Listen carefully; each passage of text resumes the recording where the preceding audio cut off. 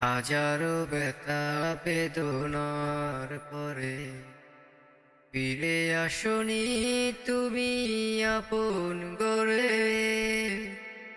দিনের আলো তুমি ছড়িয়ে দিতে চলে গেছো মদিনায় মক্কা ছেড়ে। হে রাসূল, তোমাকে ভুলি আমি কেমন করে। হে রাসূল, তোমাকে ভুলি আমি কেমন করে। কে না কে দিন বছরের কাজে নিজেকে দিয়েছো বিলিয়ে।